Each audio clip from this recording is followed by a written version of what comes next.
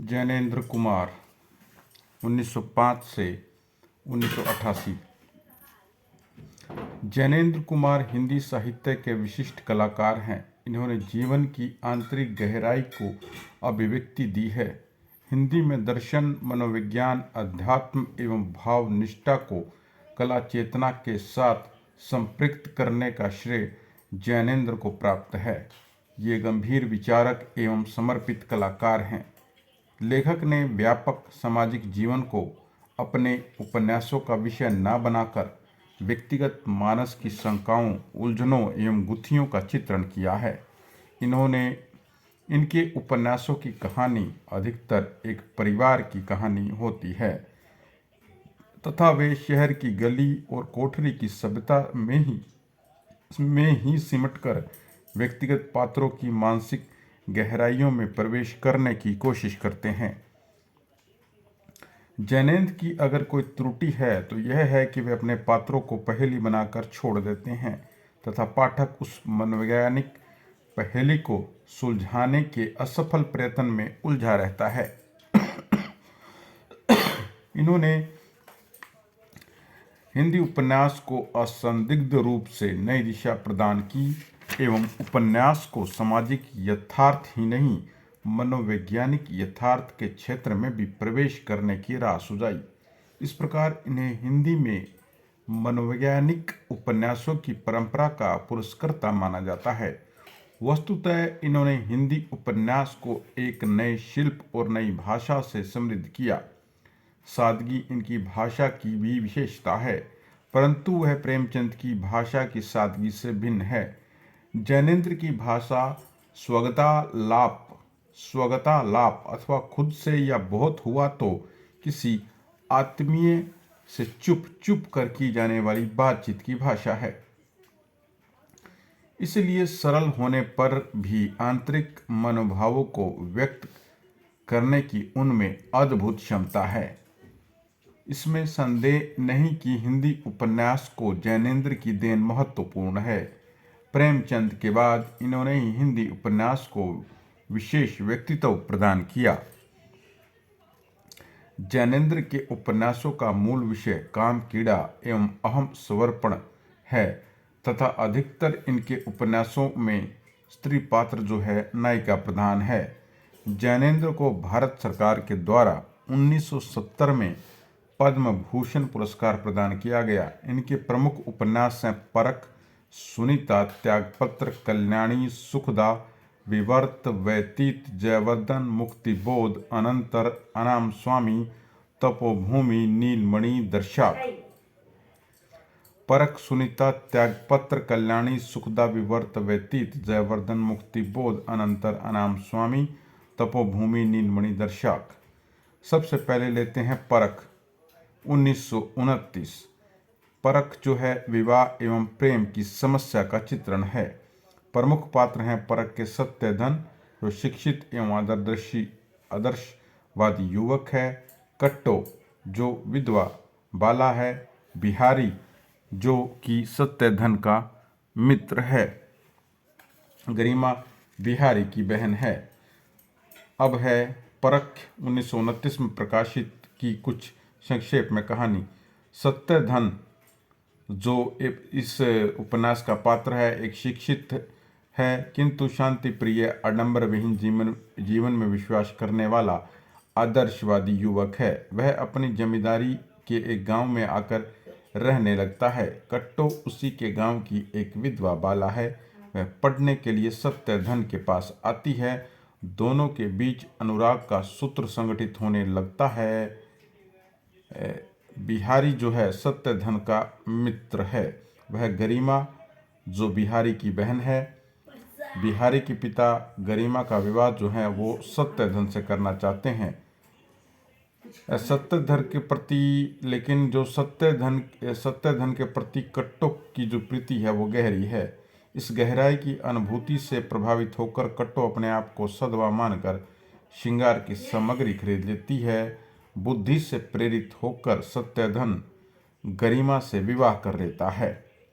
कट्टो का विवाह बिहारी से हो जाता है तथा कट्टो जो है बिहारी में वही सात्विकता व आत्मिक गहराई पाती है जो उसमें है, इसलिए वह उसके साथ एकात्म हो जाती है। दोनों का संबंध दैहिक से ऊपर उठकर आत्मिक हो जाता है। बिहारी के पिता अपनी संपत्ति उसके नाम छोड़कर स्वर्ग सिधारते हैं। सत्यधन किराए का एक छोटा सा मकान लेकर अलग रहने लगता है। कट्टो उससे घर लौटने का आग्रह करती है एवं 40,000 नोट उसे सौंप देती है। कट्टो का त्याग देखकर सत्यधन अपनी हीनता से विचलित हो जाता है। आत्मिक संबंध में बंधे हुए कट्टो एवं बिहारी अलग अलग रहने लगते हैं। कट्टो अपने गांव की लड़कियों को पढ़ाने का काम करने लगती है और बिहारी सामान्य कृषक का जीवन व्यतीत कर किसी दूसरे गांव में चला जाता है। इस कथा का माध्यम से लेखक ने अपने प्रेम दर्शन को प्रतिष्ठित करना चाहता है। लेखक के अनुसार प्रेम आत्मदान है, अहम का विसर्जन है। बिहारी और कट्टो के माध्यम से लेखक ने इसी अहम विसर्जन के दर्शन की प्रतिष्ठा की है। आगे है ज्ञानेंद्र का सेकंड उपन्यास जो 1935 में प्रकाशित हुआ। नाम है सुनीता। प्रेम एवं यौन संबंधों का चित्रण एवं स्त्री पुरुषों की समस्या का चित्रण सुनीता उपन्यास में है। यह ज्ञानेंद्र का दूसरा प्रमुख उपन्यास है। इसमें कुल 3 पात्र हैं। सुनीता श्रीकांत पति पत्नी हैं। हरिप्रसन्न श्रीकांत का मित्र है। दिल्ली में भेंट होने पर हरिप्रसन्न को श्रीकांत घर ले आता है तथा हरिप्रसन्न का सुनीता से परिचय हो जाता है। श्रीकांत की प्रेरणा से सुनीता हरिप्रसन्न को संतुष्ट रखने का हर संभव प्रयत्न करती है। श्रीकांत की अनुपस्थिति में हरिप्रसन्न सुनीता को अर्ध रात्रि में क्रांतिकारी युवकों का नेतृत्व करने के लिए निर्जल जंगल में ले जाता है। वहां पता चलता है कि पुलिस को सूचना हो जाने के कारण क्रांतिकारियों की बैठक नहीं होगी। हरिप्रसन्न सुनीता को समुची पा लेना चाहता है। सुनीता निरावरण हो जाती है जिससे हरिप्रसन्न लज्जित हो जाता है। श्रीकांत घर लौट आया है। सत्या सुनीता के न होने की बात जानती है। वह श्रीकांत को रोकना चाहती है किंतु वह पता लगा लेता है कि उसका घर बंद है। दूसरे दिन श्रीकांत और सुनीता ने अनुराग की ताजगी अनुभव करते हुए एक दूसरे से मिलते हैं। इस उपन्यास की कथा लेखक ने अपने काम और प्रेम के दर्शन की चरितार्थकता के लिए कल्पित की है। हरिप्रसन्न काम कुंठा से ग्रस्त है। क्रांति के नाम पर अपनी हिंसा वृत्ति को तुष्ट करने का प्रयत्न करता है। वह हिंसा वृत्ति उसकी आत्महत्या का ही परिणाम है। सुनीता के आत्मदान से वह काम से मुक्त होता है। इस प्रकार जनेंद्र काम कुंठा से उत्पन्न हिंसक प्रवृत्ति को प्रेम से कुंठा सीख कर अहिंसक बना देते हैं। आगे है ज्ञानेंद्र का उपन्यास त्यागपत्र 1937। इस उपन्यास में स्त्री के विद्रोही व्यक्तित्व का चित्रण किया है ज्ञानेंद्र ने। प्रमुख पात्र हैं त्यागपत्र के मृणाल जो स्त्री पात्र है, शीला मृणाल की सहेली है, प्रमोद जो है मृणाल का भतीजा है। यह ज्ञानेंद्र का तीसरा उपन्यास है। इसमें मृणाल के अभिशप्त जीवन की कथा कही गई है। मृणाल भाई के संरक्षण में बड़ी होती है। उसके प्रति भाभी का व्यवहार कठोर है। वह अपने भतीजे प्रमोद से स्नेह करती है। स्कूल में पढ़ने के समय अपनी एक सहेली शीला के भाई से उसको प्रेम हो जाता है। यह संबंध जब प्रकट होता है तो भाभी उसे पूरी तरह पीटती है। चुप रहो, मैं रिकॉर्ड हो रहा है बड़ी। मृणाल का विवाह एक अधेड़ व्यक्ति के साथ कर दिया जाता है। पति के प्रति सत्य की पूर्ण निष्ठा रखते हुए मृणाल अपने पूर्व प्रेम प्रसंग को प्रकट कर देती है जिसके कारण पति उसे घर से निकाल देता है। एक कोयले का व्यापारी उस पर अनुरक्त होकर भगा ले जाता है। वासना की पूर्ति हो जाने पर वह मृणाल को छोड़कर चल जाता है। मृणाल अस्पताल में एक बच्ची को जन्म देती है जो 10 महीने के भीतर ही मर जाती है। मृणाल अंततः समाज के निम्नतम स्तर के लोगों के बीच पहुंच जाती है एवं घातक रोग से पीड़ित होकर यंत्रणामय जीवन व्यतीत करती है। प्रमोद उसे ले जाने आता है। वह उससे उन असहाय और पतित लोगों की सेवा करने के लिए धन की मांग करती है और लौटने से इनकार कर देती है। प्रमोद उसकी सहायता नहीं कर पाता। कई वर्षों तक पीड़ा और व्यथा सहने के बाद मृणाल का अंत हो जाता है। प्रमोद को इतना गहरा धक्का लगता है कि वह जजी से त्याग पत्र देकर विरक्त हो जाता है। आगे है त्यागपत्र, जो है जैनेन्द्र का सशक्त उपन्यास माना जाता है। इसमें मृणाल की असह व्यथा झेलकर सामाजिक व्यवस्था की अमानवीयता को उजागर करती है। वह विद्रोह नहीं करती, अपने आप को मिटा लेती है। अपनी शहादत देकर अहिंसा और प्रेम को चरितार्थ करते हुए पुरुष के स्वामित्व के औचित्य को चुनौती देती है। यहाँ भी लेखक ने नारी के आत्मदान में ही उसकी मुक्ति के दर्शन का प्रतिपादन किया है। आगे है जैनेन्द्र का उपन्यास कल्याणी 1929, परख 1929, सुनीता 1935, त्यागपत्र 1937, अब आ गया कल्याणी 1939। कल्याणी के अहम भय एवं संघर्ष का चित्रण है। इसके साथ ही उसके नारीत्व का चित्रण भी उपन्यास में, कल्याणी उपन्यास में किया है जैनेन्द्र ने। प्रमुख पात्र है कल्याणी, डॉक्टर असरानी जो कल्याणी के पति हैं, मिस्टर देवालालिकार मशहूर सिनेमा प्रोपराइटर डॉक्टर भटनागर हैं और राय साहब हैं। कल्याणी 1929 उपन्यास जो है वो जैनेन्द्र का चौथा उपन्यास है। इसमें विवाह के पश्चात समस्या का चित्रण किया गया है। इसमें घटनाक्रम पहले के उपन्यासों से विस्तृत है।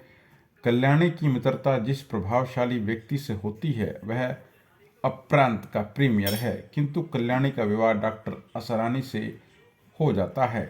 डॉक्टर असरानी की खुद की प्रैक्टिस नहीं चलती। वे तरह तरह के प्रपंचों की रचना करके कल्याणी द्वारा धन कमाने का मार्ग प्रशस्त करते रहते हैं।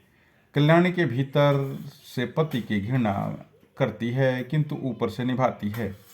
डॉक्टर भटनागर के बच्चों के प्रति सहज प्रेम के कारण कल्याणी उन्हें अपना जी बहलाती है, किंतु डॉक्टर असरानी को आश्चर्य होती है और वे उसे जूतों से पीटते हैं। बदनाम राय साहब का सहारा लेकर उनकी सहायता से अस्पताल खुलवाते हैं। कल्याणी को इसमें अनिच्छापूर्वक योग देना पड़ता है। कल्याणी की भीतरी घृणा उसे तोड़ती है। वह अपने घर में किसी महाराष्ट्रीय युवती की प्रेत की प्रतिमा छाया देखती है। जिस व्यक्ति ने उसकी हत्या की, उसकी मानसपूर्ति के आधार पर यथार्थ जीवन में भी उसे ढूंढ लेती है। वह व्यक्ति है मशहूर सिनेमा प्रोपराइटर मिस्टर देव लालिकार। वह उनसे नारी की हत्या का बदला लेने के लिए सब कुछ करने को तैयार है। इन सब उसके भीतर की उथल पुथल है। बाहर वह डॉक्टर असरानी के प्रपंचों में शामिल रहती है। राय साहब के सहयोग से डॉक्टर असरानी दिल्ली में एक तपोवन बनवाने की योजना प्रस्तुत करते हैं और इसका उद्घाटन प्रीमियर साहब कल्याणी के इंग्लैंड के स्नेही से करवाया जाता है। इसमें 1.5-2 लाख का कॉन्ट्रैक्ट मिलने की उम्मीद है। कल्याणी घुटते घुटते मर जाती है। प्रीमियर से ठेका मिल जाता है। डॉक्टर असरानी दूसरा विवाह रचाने की तैयारी में हैं। कल्याणी और मृणाल दोनों पुरुष की निरंकुशता का शिकार हैं। दोनों असहनीय यंत्रणा भोगती हैं। दोनों अपनों को मिटा देती है। त्यागपत्र की मृणाल का चरित्र बहुत ही अविश्वसनीय नहीं लगता, किंतु कल्याणी सुशिक्षित है तथा विदेश में रह कर आई है।